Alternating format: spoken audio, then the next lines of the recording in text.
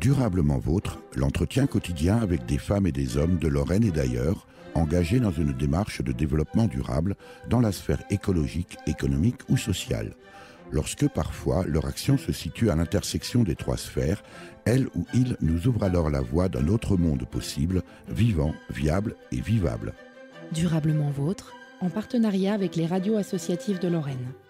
Aujourd'hui, nous évoquerons la politique du Conseil départemental de Meurthe-et-Moselle dans les domaines de l'agriculture et de l'environnement, où l'on verra qu'à force de dialogue, malgré un contexte difficile, il est possible d'allier l'un et l'autre dans une perspective de développement durable, du moins l'espérons-nous, tout en soutenant le cadre d'exercice d'une profession en souffrance pour des raisons conjoncturelles, du moins l'espérons-nous. Nous évoquerons aussi le paysage, cette réalité qui traduit le rapport de l'homme à son environnement, qu'il n'est pas toujours commode de saisir, et nous verrons qu'au final, tous ces points sont liés. Audrey Normand, bonjour. Bonjour Eric. Merci de me recevoir ici à Nancy, au Conseil départemental de Meurthe-et-Moselle, dont vous êtes vice-présidente déléguée à l'agriculture et à l'environnement. Quel champ recouvre précisément votre délégation, Audrey Normand ? Alors, je suis en charge au département d'un premier temps du soutien à l'agriculture en Meurthe-et-Moselle et notamment de la promotion de l'agriculture durable. Et en ce qui concerne l'environnement, voilà, je suis notamment en charge de la gestion des espaces naturels sensibles, de leur promotion, aussi de la Cité des paysages de Meurthe-et-Moselle qui est située à Sion et qui rayonne sur tout le département. C'est votre premier mandat de conseillère départementale, Audrey Normand ? Oui, c'est mon premier mandat en tant que conseillère départementale. Je suis aussi par ailleurs élue, je suis adjointe sur la commune de Puligny, un village de 1200 habitants au sud de Nancy. Et en l'occurrence, là, c'est mon deuxième mandat. Ce 23 septembre s'est tenue la journée de territoire sur le territoire Terre de Lorraine. C'est un moment important pour nous élus puisqu'il nous permet de rencontrer les partenaires mais également les professionnels du territoire. Le programme de la journée s'est situé sur différents sites. Tout d'abord à Bouvron dans le cadre d'une unité de méthanisation. Pourquoi est-ce qu'on allait visiter cette unité de méthanisation ? Parce que les agents du territoire Terre de Lorraine ont souhaité mener une expérimentation dans la méthanisation des déchets de bord de route. Donc ces déchets verts sont maintenant emmenés à l'unité de méthanisation alors de Bouvron mais aussi de Pierreville. C'était Agnès Marchand, vice-présidente du Conseil départemental de Meurthe-et-Moselle, déléguée à l'enfance, à la famille, à la santé et au développement social, s'exprimant à propos de la journée de territoire Terre de Lorraine. Et vous-même, Audrey Normand. L'une de vos principales préoccupations, Audrey Normand, c'est le soutien à l'agriculture en Meurthe-et-Moselle dont on connaît et on sait aujourd'hui la situation de crise. Oui, en effet, voilà, comme ça a été annoncé, relayé par de nombreux médias, actuellement l'agriculture traverse une grande crise. Alors on a la crise notamment de l'élevage, la crise du lait, etc. Une crise qui a été en plus aggravée par les inondations cet été. En plus, ici en Meurthe-et-Moselle, on a un modèle spécifique qui est le modèle de polyculture élevage, qui est censé être un modèle robuste et on voit qu'il est aussi mis à mal. Donc voilà, on a vraiment à cœur en Meurthe-et-Moselle de le soutenir. Pour autant, Audrey Normand, est-ce que l'agriculture n'a-t-elle pas toujours été en crise ? Autant que je me souvienne, j'entends l'agriculture est en crise. Oui, en effet. Il s'avère aujourd'hui que voilà, l'ensemble de la profession dit de mémoire de paysans, on n'a jamais connu une crise à ce point. En général, il y avait toujours potentiellement une petite partie en crise, mais on arrivait à se rattraper sur autre chose, ou alors on arrivait l'année d'après à rattraper la crise qu'il y avait eu l'année précédente. Mais là, ça fait plusieurs années que ça dure et c'est un petit peu sur tous les champs. C'était ça, la robustesse du modèle de polyculture élevage. On pouvait se rattraper sur la polyculture si l'élevage battait un peu de l'aile. Aujourd'hui, tout est en crise. Est-ce que l'origine de la crise en Meurthe-et-Moselle, Audrey Normand, est la même que partout ailleurs en France, voire en Europe ? Alors, elle est potentiellement structurelle et aussi conjoncturelle. Voilà. Alors peut-être qu'il y a des exploitations qui n'ont pas su s'adapter à la nouvelle donne. Donc il faut aussi qu'on voit comment on peut les accompagner peut-être aussi vers la sortie. Voilà. Et puis voilà, pour les exploitations où en l'occurrence c'est plus conjoncturel, donc ça veut dire eu égard à la situation, là il faut les aider à rebondir. Mais c'est vrai que les paysans français ont subi une météo catastrophique que n'ont pas subi les paysans d'autres pays. Ça, c'est strictement conjoncturel, effectivement. Voilà. La loi NOTRe, Audrey Normand, retire la compétence des conseils départementaux, en tout cas dans le champ économique, donc ce qui vous empêche, en tant qu'institution, de soutenir l'agriculture dans le département. Pour autant, vous avez décidé de maintenir votre soutien, mais sous une autre forme. Ou sous d'autres formes. Voilà, c'est ça. Alors, ça fait longtemps qu'on coopère au département avec le monde agricole et c'est vraiment quelque chose, une coopération à laquelle on tient fortement. La loi NOTRe dit dorénavant, voilà, c'est la région qui s'occupe de l'économie. Donc concrètement, ça veut dire que le conseil départemental ne peut pas aider les agriculteurs sur la partie économique. C'est notamment pour ça qu'on a arrêté nos aides à la diversification à la fin de l'année dernière. En revanche, on continue de soutenir le monde agricole via nos politiques départementales et elles sont nombreuses à pouvoir soutenir le monde agricole. Alors ça va être sur les questions environnementales, sur les questions d'insertion, sur la veille sanitaire, sur l'approvisionnement local. En gros, vous activez un peu tous les leviers, quoi. C'est ça vraiment. Voilà, c'est ça qui est important, c'est qu'on a aujourd'hui tout un plan d'action en faveur de l'agriculture qui dit chaque levier qu'on peut activer pour soutenir nos agriculteurs, on le fait. Alors, vous êtes vice-présidente déléguée à l'agriculture et à l'environnement, Audrey Normand. On sait que habituellement, agriculture conventionnelle, pour ne pas dire agrochimie et écologie environnement font plutôt mauvais ménage. Est-ce qu'il n'y a pas quelque chose de un peu schizophrénique à soutenir à la fois un modèle économique agricole dont on sait qu'il va dans le mur et que si on réintègre les charges externalisées, il nous coûte excessivement cher en plus si on intègre les dégâts causés à l'environnement? Bref, est-ce qu'il n'y a pas là une espèce de schizophrénie à être à la fois dans le soutien à une agriculture productiviste polluante et vouloir en même temps aller vers un développement durable? Alors, être vice-présidente à l'agriculture et à l'environnement, ça veut dire deux choses. Ça veut dire que d'une part, on soutient une agriculture durable. Et ça veut dire aussi que l'agriculture fait partie intégrante de l'environnement. L'agriculture modèle nos paysages, ce qu'on voit au quotidien. Donc on peut bien vraiment remontrer le lien qu'il y a indissociable entre les deux. Sauf que ce modèle agricole-là, intensif, quand vous dites qu'il modèle les paysages, Audrey Normand, il les ravage. Alors, en l'occurrence, c'est vrai que le modèle de polyculture élevage qu'on a en Lorraine, il est aussi garant de nos paysages et des paysages qui ne sont pas nécessairement de l'agriculture intensive. On va avoir par exemple on n'est pas dans des plaines céréalières, on a aussi beaucoup de prairies et c'est pour ça que justement nous, on veut soutenir la polyculture élevage puisque l'élevage, implicitement, ça veut dire qu'on a des prairies. Il faut qu'on garde ces prairies, c'est quand même beaucoup plus vertueux pour l'environnement. Et le modèle de polyculture élevage est aussi moins gourmand dans tout ce qui est pesticides. Donc c'est pour ça que qu'on y est attentif. Durablement vôtre, Éric Mutschler. Nous avons intégré les produits en circuit court par l'intermédiaire du Conseil général qui a fait les démarches auprès de fournisseurs et nous avons un protocole avec eux de 12 livraisons, ce sont 12 paniers d'un minimum de 500 € que nous nous engageons à prendre une fois tous les 15 jours. Des fournisseurs nous ont également contactés d'eux-mêmes et donc nous avons trouvé des producteurs locaux tout simplement, que ce soit en viande, en produits laitiers, en pain bio local et également aussi les fruits et légumes.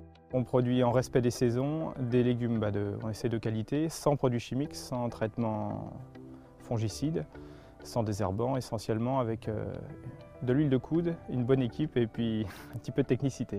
La livraison dans les collèges permet de sécuriser nos revenus et de diversifier les débouchés. C'était Thierry Stadjac, chef de cuisine du collège de Valcourt à Toul, et Charlie Naudet, exploitant agricole pour le GAEC Romée à Royaumet, qui explique ici un partenariat gagnant-gagnant. Parmi les leviers d'intervention dont vous disposez, Audrey Normand, au conseil départemental de Meurthe-et-Moselle, se trouvent les circuits de proximité, le développement des circuits de proximité. Alors là, pour le coup, qui se situe à l'interface entre un soutien direct à l'agriculture et la préoccupation environnementale. Oui, vous l'avez tout à fait bien expliqué.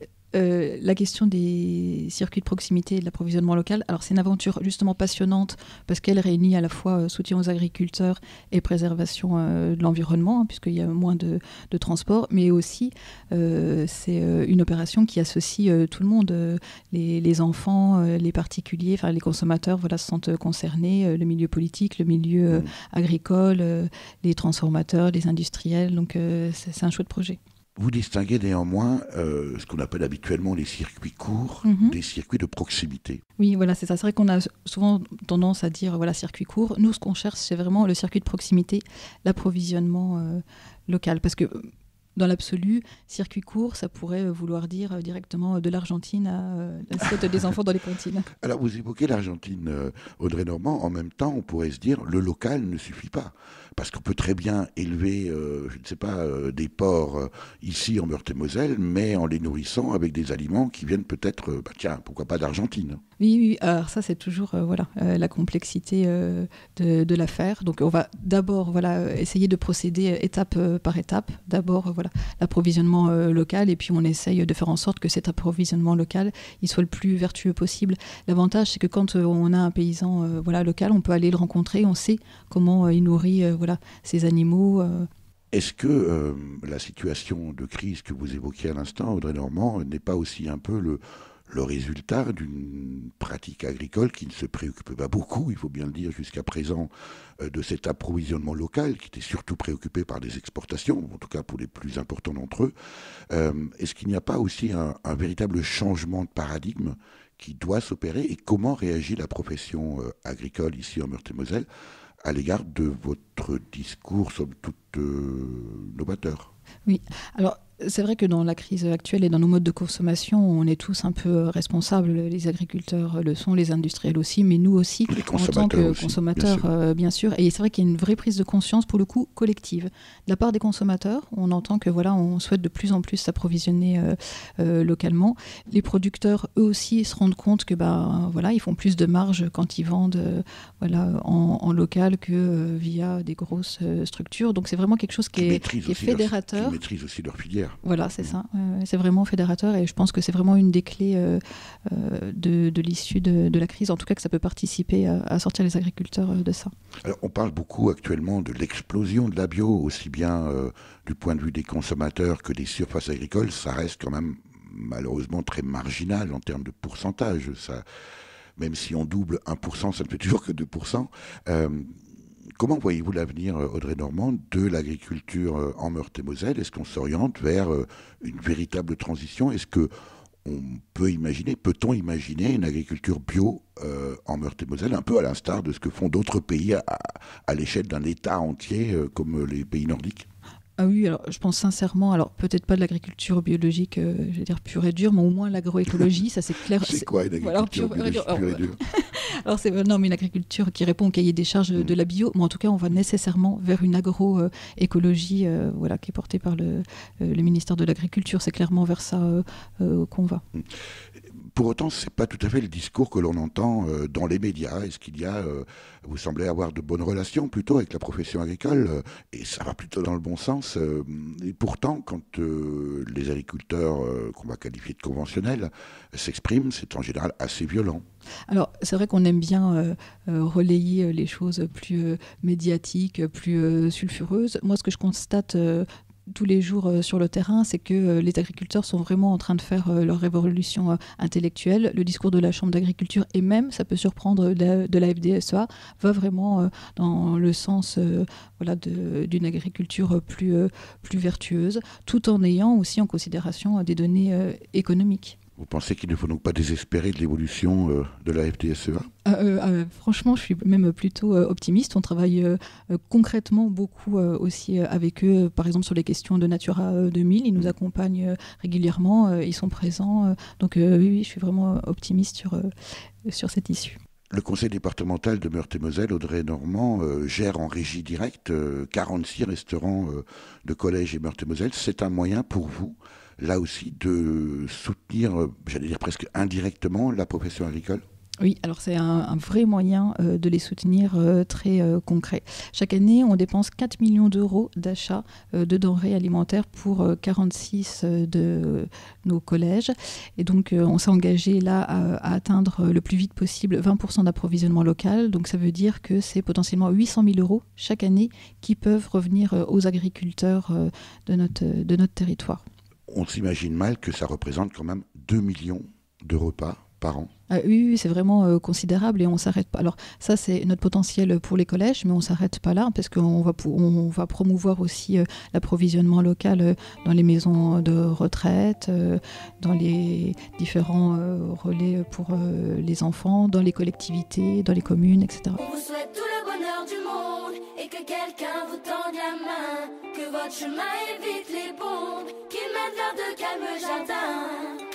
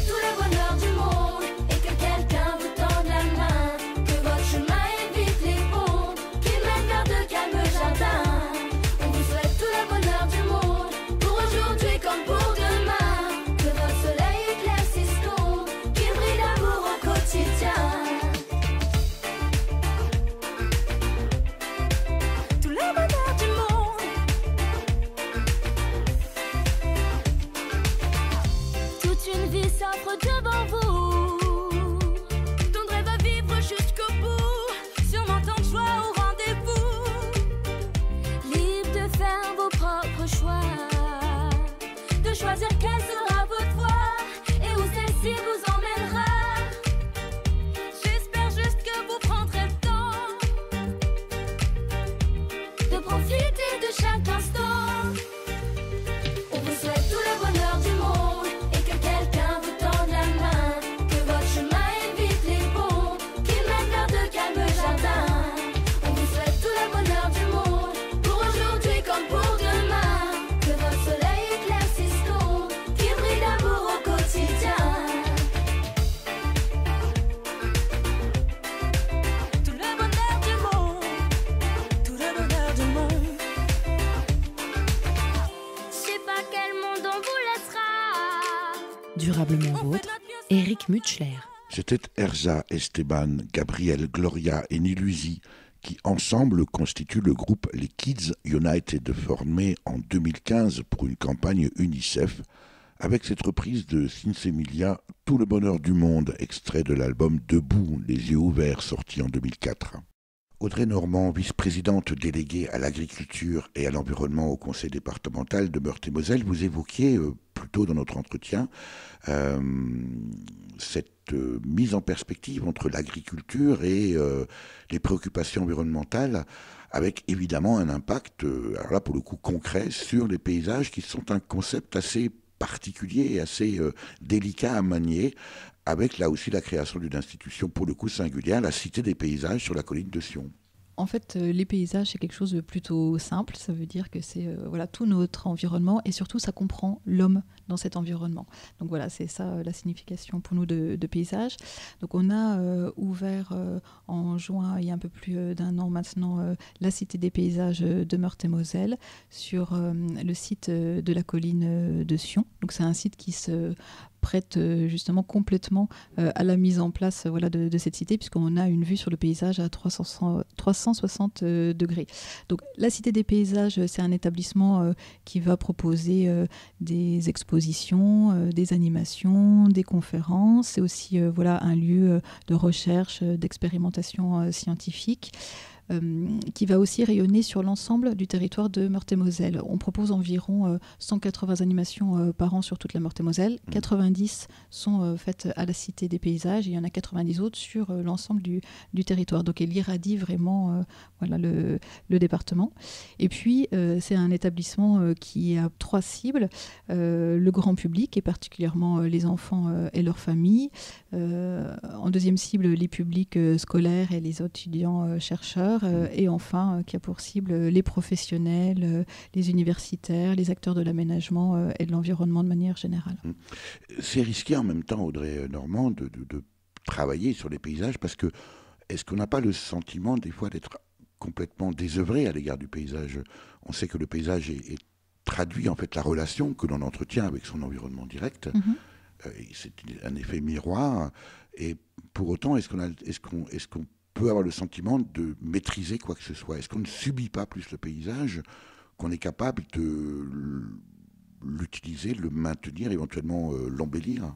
Voilà, votre question est effectivement très pertinente puisque le paysage, par définition, c'est quelque chose qui évolue. Et on a actuellement une exposition à la Cité que je vous invite à découvrir qui est 100 ans de paysages en Meurthe-et-Moselle et on voit les choses ne sont pas figées. Là, aujourd'hui, la transition écologique avec notamment les éoliennes va considérablement impacter notre paysage. Donc vivre le paysage, c'est pas vouloir un paysage figé qui ne bouge pas, c'est préserver ces paysages qui méritent d'être préservés, mais c'est aussi savoir les faire évoluer dans le bon sens. Et ce sens-là, pour nous, c'est le sens de la transition écologique.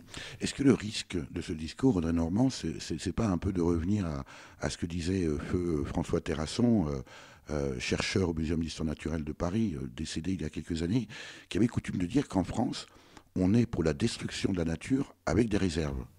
Alors c'est de l'humour à la François Terrasson, mais en gros ça veut dire, on accepte de tout détruire au nom du progrès, mais on garde des petits îlots de réserve. Est-ce que le risque finalement et la voie dans laquelle nous sommes allés jusqu'à présent, qui n'est pas une voie du développement durable, est-ce que le risque n'est pas là précisément ? Alors justement, au contraire, je pense que la loi maintenant va dans le bon sens et la loi de biodiversité dit justement si vous détruisez une partie de biodiversité, obligatoirement, vous devez compenser. Donc ça c'est quand même un engagement majeur du législateur de dire dorénavant on ne perdra plus de biodiversité. Depuis la création de la Cité des Paysages, est-ce que vous êtes en mesure, Audrey Normand, de mesurer l'impact? Est-ce que là aussi, de la même façon que vous évoquiez le changement de paradigme, de représentation, de mentalité, on pourrait dire, du monde agricole, est-ce qu'on est en capacité aujourd'hui de mesurer l'impact d'une institution comme la Cité des Paysages de Sion? Alors, c'est vrai que c'est difficilement mesurable et quantifiable dans la population. Enfin, l'éducation à l'environnement, par définition, c'est difficilement mesurable. Et puis surtout, ça prend du temps. Ce qu'on peut dire, c'est que sur des espaces naturels sensibles qu'on gère depuis un certain nombre d'années, on sent effectivement l'évolution de mentalité, d'éducation de la part des populations. Je citerai par exemple le site du Vallon de Bellefontaine qu'on gère à Champignol. Ça fait plus d'une dizaine d'années qu'on travaille en relation avec la commune et les jeunes qui ont aujourd'hui une vingtaine d'années, quand on leur parle des crapauds, etc., ils ont appris ça à l'école il y a plus de 10 ans, donc ils sont parfaitement au fait. Donc c'est vraiment comme ça sur la durée qu'on peut mesurer l'impact qu'on a, mais c'est aussi un travail de fourmi. L'expression est plutôt bien choisie. Ça veut dire, Audrey Normand, que l'éducation à l'environnement est une priorité aussi pour le conseil départemental de Meurthe-et-Moselle ? Ah oui, clairement, on travaille beaucoup avec des associations environnementales, avec des animations. C'est pour nous une priorité que d'aller à la rencontre du grand public et surtout des enfants pour leur apprendre à préserver leur environnement. Dans votre domaine de compétences, Audrey Normand, il y a un organisme auquel vous tenez beaucoup. Lorsqu'il y a une émergence d'une nouvelle maladie ou une réémergence, le laboratoire est susceptible d'être sollicité pour effectuer des autopsies d'animaux et des examens complémentaires. Les interlocuteurs du laboratoire vétérinaire en santé animale sont en premier les éleveurs. La profession vétérinaire Le groupement de défense sanitaire du bétail, le GDS, et bien sûr l'État. Ce lien avec le laboratoire, donc, je l'ai toujours dit et je le redis, c'est quand même aujourd'hui c'est une partition à 80. Ça tient compte donc des éleveurs regroupés au sein du GDS, du laboratoire, des vétérinaires et du conseil départemental. Éric Mutschler, Durablement Vôtre. C'était le docteur Sabine Pelzer, directrice du laboratoire vétérinaire et alimentaire départemental de Meurthe-et-Moselle, et Dominique Collin, président du groupement de défense sanitaire. Nos concitoyens sont très préoccupés par la sécurité alimentaire et dans ce domaine, le conseil départemental a une obligation de service public de veille sanitaire.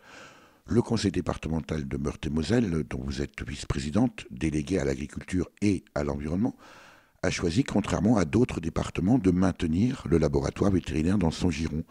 Pourquoi ce choix plutôt politique, Audrey Normand ?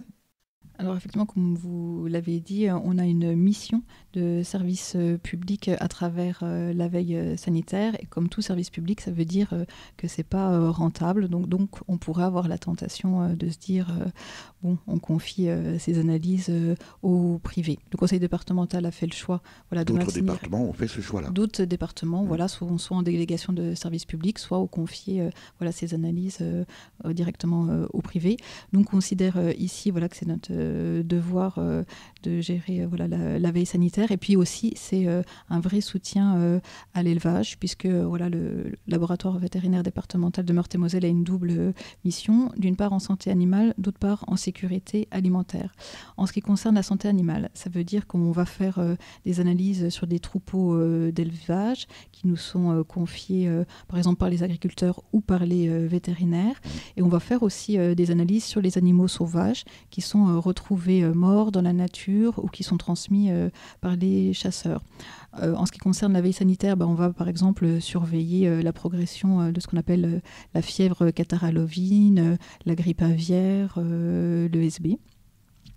En ce qui concerne la sécurité alimentaire, là, on va faire des analyses qui veillent à la bonne sécurité des aliments qui sont destinés à la consommation, comme par exemple dans les cantines de nos collèges ou dans les cantines, toute la restauration collective. On va faire aussi des analyses pour des entreprises de l'agroalimentaire. Est-ce qu'on peut imaginer, Audrey Normand, que l'orientation nouvelle que vous évoquiez en début d'entretien, à savoir une agriculture qui va être plus respectueuse de l'environnement, finalement coûtera aussi moins cher à la collectivité, alors soit directement par précisément les services publics de santé notamment, mais aussi aux consommateurs en étant tout simplement moins malades. On sait aujourd'hui, ou en tout cas commencent à apparaître des études, je pense notamment c'est le livre d'Andri Sicolella sur le cancer du sein. On était au mois d'octobre dans la période d'octobre rouge, d'octobre rose. Et on sait aujourd'hui les impacts de l'environnement, bien plus que génétiques, sur ces maladies. Est-ce qu'on peut imaginer qu'il y ait là un vrai travail, une vraie réflexion sur les coûts environnementaux liés à une certaine pratique agricole, vous qui êtes précisément vice-présidente déléguée à l'agriculture et au développement durable et à l'environnement? Oui, il y a... la santé animale et la santé humaine sont bien sûr directement liées. On va par exemple travailler avec le groupement de défense sanitaire sur la diminution des antibiotiques dans les troupeaux d'élevage. Alors ça, c'est une vraie conséquence du coup sur la santé humaine, parce que si les bovins que vous allez ensuite manger sont bourrés d'antibiotiques, et du coup, vous-même, vous allez développer des résistances aux antibiotiques. Ce raisonnement-là, Audrey Normand, est aussi valable pour les médicaments que nous ingérons et qui ont un fort impact environnemental parce qu'on s'aperçoit que certaines molécules que l'on évacue aussi par nous-mêmes se retrouvent dans l'eau, impactent parce que ce sont des perturbateurs endocriniens. Vous commencez ici au conseil départemental de Meurthe-et-Moselle, Audrey Normand, à vous préoccuper de ce type de raisonnement? Oui, alors je dirais même pas on commence, on continue. Effectivement, c'est pour ça que, je vous le disais tout à l'heure, on soutient le groupement de défense sanitaire de Meurthe-et-Moselle qui amène l'élevage d'aujourd'hui à être plus vertueux. Et alors vous parliez effectivement de l'eau et de sa qualité, c'est quelque chose sur laquelle on travaille aussi. Je viens d'être nommée d'ailleurs première vice-présidente du comité de bassin à l'agence de l'eau, donc c'est une question qui me tient vraiment à cœur. Par ailleurs, je suis présidente de l'EPTB Meurthe-Madon, un établissement public. Ce qui signifie ? Alors, j'allais le préciser. Établissement public territorial de bassin, c'est un établissement qui lutte contre les inondations de la Meurthe et du Madon. Vous allez me dire quel rapport inondation, qualité de l'eau.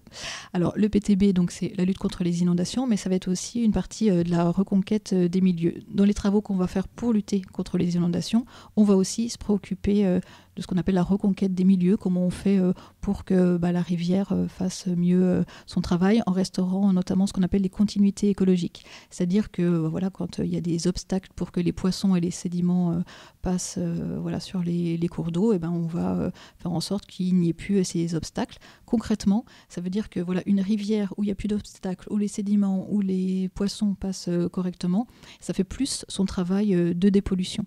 Agriculture, environnement, circuit court se rejoignent dans le commerce équitable. L'association Khamsa, donc elle est créée en l'an 2000, donc ça fait 15 ans. Et Khamsa signifie 5 en arabe, et parce qu'il y a à l'origine 5 femmes. Et donc cette association, dès le départ, elle a essayé de conjuguer solidarité là-bas et solidarité ici. Donc nous avons 2 grands projets de solidarité internationale. Le premier, c'est École pour tous. École pour tous est un programme qui retape une école rurale par an, parce que la scolarisation pour nous est très importante. Il n'y a pas de développement sans école. C'était Abdelatif Mortadjine, président de l'association Ramsa, présent en 2015 au marché du monde solidaire qui se tient chaque année, fin novembre, dans les locaux du conseil départemental de Meurthe-et-Moselle. Audrey Normand, vice-présidente déléguée à l'agriculture et à l'environnement du conseil départemental de Meurthe-et-Moselle, nous avons évoqué depuis le début de notre entretien, l'agriculture, l'écologie, l'environnement, le développement durable. On ne peut pas ne pas évoquer avec vous le commerce équitable. Oui, en effet, le conseil départemental de Meurthe-et-Moselle est engagé depuis plusieurs années sur cette question. On a d'ailleurs été labellisé territoire de commerce équitable. On a été le premier département à l'être. Ce qui veut dire, Audrey Normand, par qui et quel est l'intérêt de cette labellisation ? Alors, l'intérêt de cette labellisation, c'est justement de reconnaître les démarches que le département a eues dans ce domaine, et puis de donner une meilleure visibilité à nos actions. Qui labellise ? Alors, ceux qui labellisent, c'est un groupement de personnes qui sont très engagées dans le développement durable et le commerce équitable, comme par exemple Max Havelaar ou Artisans du Monde. En quoi et comment le commerce équitable peut concerner le conseil départemental de Meurthe-et-Moselle, Audrey Normand, et quels moyens d'action et d'intervention avez-vous dans ce domaine-là ? Alors c'est vrai que de tradition, on travaille beaucoup sur la coopération décentralisée. Donc travailler sur les questions du commerce équitable, c'était assez naturel pour nous. Ce qui est intéressant, c'est qu'aujourd'hui, le commerce équitable, c'est à la fois un commerce qui est vertueux pour les relations nord-sud, mais aussi pour les relations nord-nord. Donc on voit que la solidarité ici, la solidarité là-bas, c'est des choses sur lesquelles on travaille. On évoquait aussi dans cet entretien, Audrey Normand, l'aspect alimentation bio, agriculture biologique, en précisant que même si c'est en expansion, cela reste relativement marginal. Est-ce qu'on n'a pas un peu le même phénomène dans le domaine du commerce équitable, à savoir, évidemment, la démarche est forcément, sur le plan moral, plutôt très positive. On voit aussi que les initiatives qui naissent un peu partout ont souvent pour origine le bénévolat, et qu'elles peinent à trouver une assise, un modèle économique viable. Alors, c'est pour ça que, justement, pour donner plus de visibilité au commerce équitable, c'est pour ça que nous, au département, on a une force de frappe, si j'ose dire, plus importante. Et on va par exemple organiser le marché du monde solidaire prochainement. C'est un rendez-vous annuel où les personnes, le grand public, sait que les ans, il peut venir faire notamment ces emplettes de Noël ou découvrir le monde équitable. Donc il faut donner beaucoup de visibilité. Sur le modèle économique, vous disiez effectivement, on fait souvent ce genre d'action sur les questions du bénévolat. C'est plus ça qui importe plutôt que la rentabilité économique, même si elle est évidemment nécessaire. Avant de parler de rentabilité économique, Audrey Normand, ne serait-il pas nécessaire de parler simplement de modèle économique, à savoir que le commerce équitable, qui trouve sa source effectivement dans les échanges nord-sud, pourquoi ne pas l'appliquer aussi, j'ai envie de dire, autour de chez nous, l'artisan, le boulanger, le boucher, commerce équitable, non ? Oui, voilà, c'est pour ça que je vous disais, la nouvelle définition de commerce, la nouvelle définition officielle de commerce équitable, c'est les relations nord-sud, mais aussi les relations nord-nord, parce qu'on peut être solidaire avec les paysans du bout du monde, mais aussi avec le paysan qui habite tout près de chez nous. Alors vous avez évoqué, Audrey Normand, encore une fois, l'agriculture, l'économie au sens large, le développement durable, l'écologie, le commerce équitable. Est-ce que vous n'avez pas le sentiment qu'on peine un petit peu aujourd'hui à mettre tout ça réellement en perspective? Même si ces points de vue se rapprochent, on n'est pas encore dans une mise en perspective des 3 sphères qui font le développement durable. Alors c'est un travail de longue haleine, qui se fait par petites touches. Comme je l'évoquais tout à l'heure sur l'agriculture, il faut activer tous les leviers d'action qu'on peut activer pour mettre ça ensemble. Et puis il faut aussi montrer des actions vraiment concrètes de commerce équitable. Par exemple, on a des paniers bio qui sont proposés à nos agents une fois par semaine. Et dorénavant, les agents peuvent aussi commander des produits issus du commerce équitable. On va aussi chercher à s'approvisionner avec des t-shirts en coton pour nos agents qui sont issus du commerce équitable. C'est des petites choses comme ça qui donnent de la visibilité, qui montrent que c'est pas finalement si compliqué d'y accéder. Qu'est-ce qui fait défaut aujourd'hui pour que le phénomène prenne encore plus d'ampleur, Audrey Normand? Moi, j'ai le sentiment que petit à petit, justement, Est-ce qu'on a le temps du petit à petit? Alors, il faut faire en sorte que le temps de la prise de conscience il soit évidemment le plus réduit possible, mais nécessairement il y a quand même un temps incompressible. Le changement, ça prend toujours un petit peu de temps, donc il faut surtout faire preuve d'opiniâtreté et de ténacité pour dire on lâche pas le morceau, on va vers ça. Si je sors ici du conseil départemental de Meurthe-et-Moselle à Nancy, Audrey Normand, et que je fais une enquête dans les magasins, sur les trottoirs de Nancy, est-ce que je retrouverai ce même discours dans les propos des habitants de Nancy, par exemple? Par rapport, est-ce que c'est important le commerce équitable? Par rapport à tout ce qu'on vient d'évoquer depuis le début de notre entretien. Alors, les gens n'ont pas forcément conscience des fois de ce qu'ils font. Par exemple, par rapport au commerce équitable, ils vont acheter du café bio. Il sera aussi labellisé commerce équitable, ils n'en auront pas non plus conscience. Donc nous, élus, on est censés prendre un peu de hauteur et avoir bien conscience de tout ça. Mais c'est une démarche globale. Je pense que des fois, les consommateurs peuvent agir dans le bon sens sans pour autant savoir qu'ils agissent dans le bon sens. Si je m'endors, me réveillerez-vous? Il fait si froid dehors, le ressentez-vous? Il fut un temps où j'étais comme vous, malgré toutes mes galères, je reste un homme debout. Priez pour que je m'en sorte, priez pour que mieux je me porte. Ne me jetez pas la faute, ne me fermez pas la porte.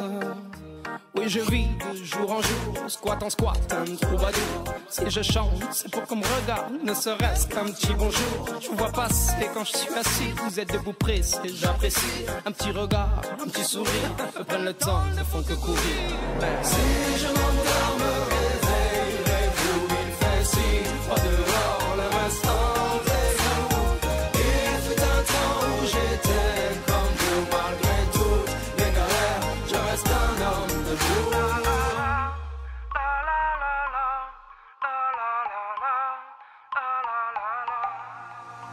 Merci bien pour la pièce, en ce moment c'est dur, je confesse. Moi je vais m'en sortir, je l'atteste. Un jour avoir un toit, une adresse. Si de toi à moi c'est dur, je stresse. Le moral n'est pas toujours bon, le temps presse. Mais bon, comment faire, à part l'ivresse comme futur, que tes promesses en veux-tu? Voilà ma vie, je me suis pris des coups dans la tronche. Sois sûr que si je tombe par terre, tout le monde passe, mais personne ne bronche. Franchement, à part les gosses qui me regardent étrangement, tout le monde trouve ça normal que je fasse la manche. M'en veuillez pas, que parfois j'ai qu'une envie abandonnée. Si je m'endors, me réveillerez-vous? Il fait si froid dehors, le ressentez-vous? Il fut un temps où j'étais comme vous, malgré toutes mes galères, je reste un homme debout. Priez pour que je m'en sorte, priez pour que mieux je me porte. Ne me jete pas la faute, ne me ferme pas la porte. Si je m'endors, me réveillerez-vous? Il fait si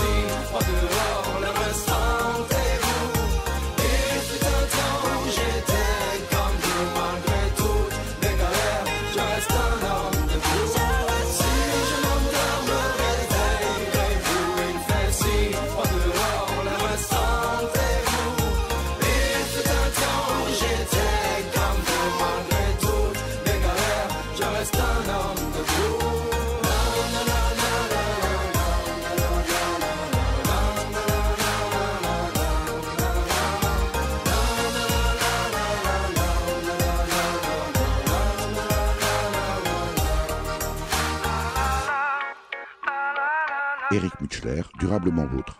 Un homme debout de Claudio Ruccolo, alias Claudio Capeo, tiré de l'album éponyme sorti au début de cette année. Audrey Normand, vous êtes aujourd'hui vice-présidente déléguée à l'agriculture et à l'environnement au conseil départemental de Meurthe-et-Moselle. C'est votre premier mandat. Comment se vit une telle fonction, j'allais dire une telle charge, vous qui n'êtes pas ou pas encore une politicienne professionnelle? Alors justement, je trouve que c'est bien que voilà, le monde politique le monde politique a vocation à être représentatif, si je vous dis, du commun des mortels. Voilà, on n'est pas, il n'y a pas d'école pour faire voilà, de la politique. Je suis citoyenne. J'en connais quelques-unes, l'ENA par exemple. Oui, voilà. Mais voilà, les élus, enfin en tout cas la très très large majorité des élus, c'est avant tout des citoyens et voilà, et j'en suis une. Quel est votre parcours professionnel? Alors, je suis diplômée de l'école des Beaux-Arts de Nancy en communication visuelle, ça veut dire que je suis graphiste de formation. J'ai ensuite intégré une société dans laquelle j'étais web designer, je faisais des sites internet, puis je suis devenue chef de projet. Et j'ai suspendu mon contrat de travail en devenant vice-présidente du département pour pouvoir me consacrer mes mandats. Ça y est, vous voilà parti pour une carrière. En l'occurrence, j'ai toujours quand même l'impression d'être chef de projet, puisque voilà, dans mes mandats et dans la manière d'exercer mon mandat, voilà, c'est toujours un petit peu ça qui compte. Et qu'est-ce qui a motivé votre engagement en politique, Audrey Normand? Alors, j'ai eu une maman qui était investie dans la vie communale dans mon village natal, à Melmont, un village de 160 habitants. Elle était aussi... C'est dans le Saintois? Dans le Saintois, voilà. Elle était aussi présidente d'un syndicat scolaire. Et quand j'étais petite et que je la voyais aller venir avec toutes ces réunions, ou les réunions qu'elle faisait aussi à la maison, ça me donnait vraiment envie voilà, de m'investir pour les autres. Et je me suis assez tôt dit que je serais au moins... conseillère municipale, je ne pensais pas être vice-présidente du département. Mais... On sent un propos d'ambitieuse non, au moins. Voilà, oui, non, mais je pensais que je serais conseillère municipale. Voilà, simplement, je n'avais pas forcément plus d'ambition. Et puis, les choses se sont faites que, voilà, au fur et à mesure, j'ai pris des responsabilités. Mais je ne me suis pas fait de plan de carrière. Pas encore. Quand on évoque, Audrey Normand, le développement durable, on parle du pilier social, écologique, environnemental. Il y a l'aspect gouvernance également. Est-ce qu'aujourd'hui, notre démocratie est en panne? Alors, on voit effectivement qu'il y a une vraie défiance vis-à-vis du monde politique. Alors ça, je le constate très très régulièrement sur le terrain.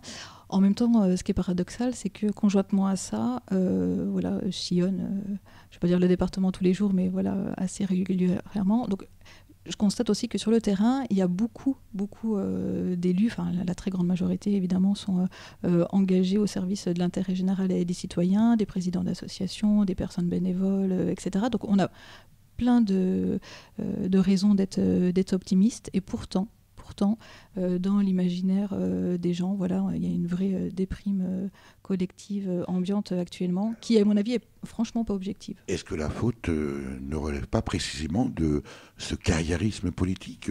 On sait qu'il y a des mouvances qui suggèrent de limiter les mandats, par exemple, soit le cumul du nombre de mandats, mais aussi dans le temps et la représentation. La représentation, est-ce que ce n'est pas une des solutions pour réconcilier le peuple avec ses élus qui, par définition, devraient en être issus? Oui, il faut vraiment que voilà, les hommes et les femmes politiques soient représentatifs de la population, mais voilà, que ce soit les meilleurs d'entre nous, hein, c'est aussi ça, voilà le deal. Audrey Normand, nous avons beaucoup évoqué les questions d'écologie, d'environnement, de développement durable, d'agriculture, de préoccupations. Vous me semblez un peu en avance, j'allais dire presque en décalage avec le discours ambiant. On est dans les primaires, le discours environnemental est plutôt absent. Vous n'avez pas le sentiment d'être un petit peu un ovni dans la sphère politique actuelle? Alors si je peux être une extraterrestre, je pourrais être Kim Basinger dans J'ai épousé une extraterrestre.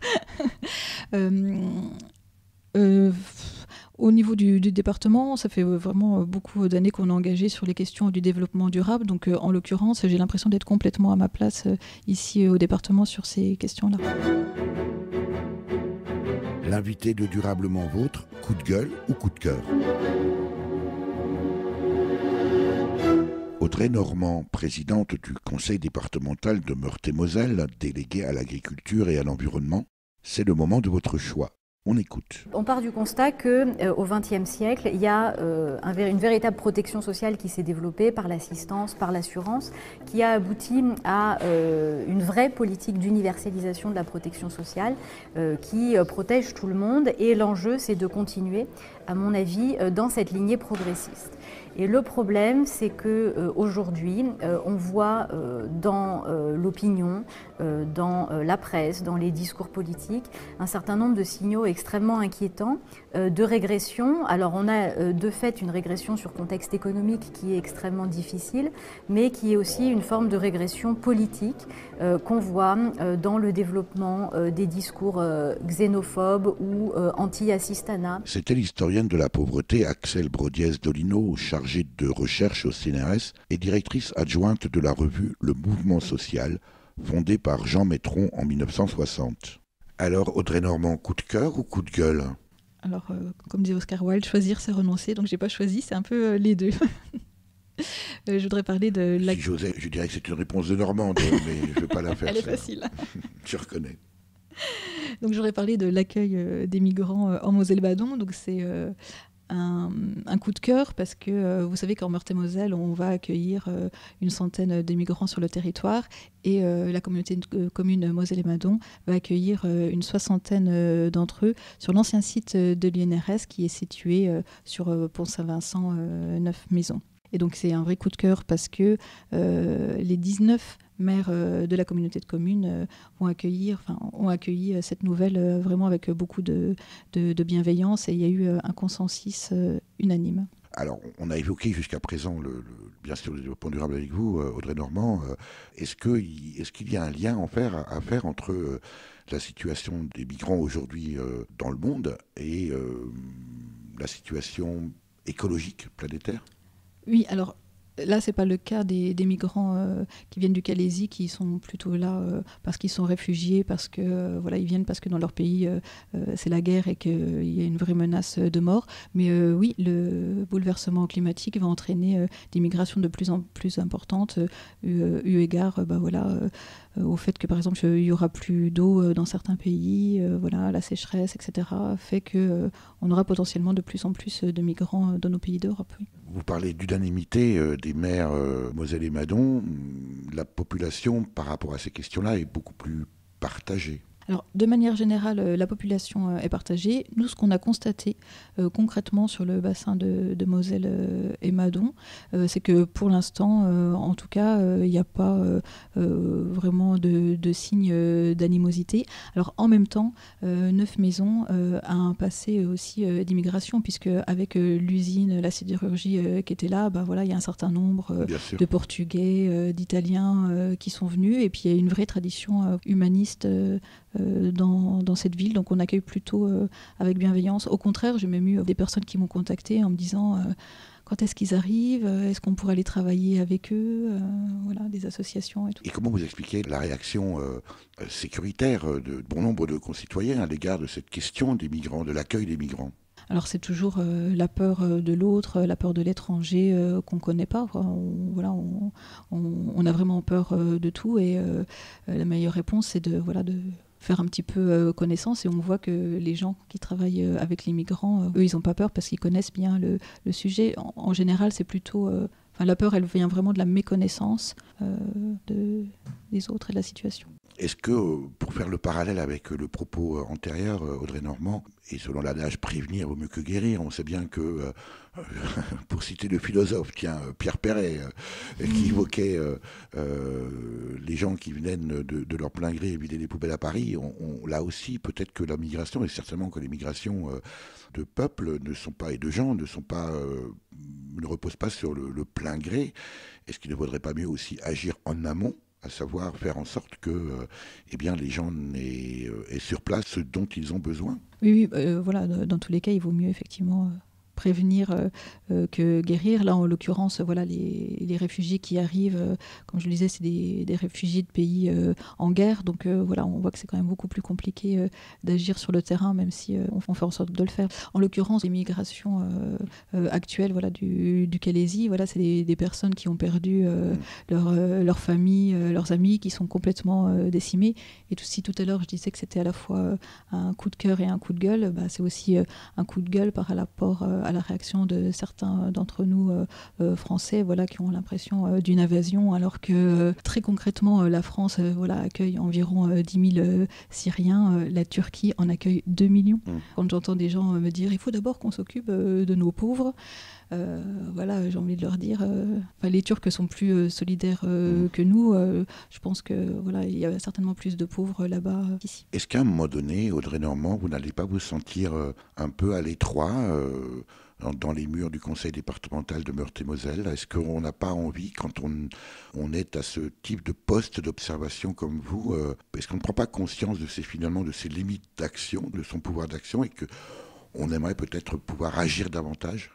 Alors, je me suis jamais projetée, même il y a quelques années, je m'étais jamais projetée au niveau départemental. Donc voilà, j'ai déjà encore plein de choses à apprendre ici avant de voir ailleurs. Ce que j'aime particulièrement dans mon mandat au département, c'est que à la fois on est vraiment très présent sur le terrain, et ça j'y suis vraiment attachée. C'est pour ça d'ailleurs que je continuerai le plus longtemps possible à être conseillère municipale de mon village à Puligny, parce qu'on a vraiment voilà, les deux pieds sur les terrains et dans la réalité concrète. Ensuite, quand on est vice-présidente d'un département de 700 000 habitants, il y a quand même largement de quoi faire, et j'ai le sentiment d'apporter un petit peu ma petite pierre à l'édifice. Merci Audrey Normand pour cet entretien. Je vous en prie, merci à vous. Je rappelle que vous êtes, entre autres mandats, vice-présidente du conseil départemental de Meurthe-et-Moselle, déléguée à l'agriculture et à l'environnement. Toutes les archives que vous avez pu entendre dans cette émission sont extraites des séries de vidéos produites par le conseil départemental de Meurthe-et-Moselle et postées sur Dailymotion. Pour en savoir plus, rendez-vous sur le site du conseil départemental à l'adresse www.meurthe-et-moselle.fr.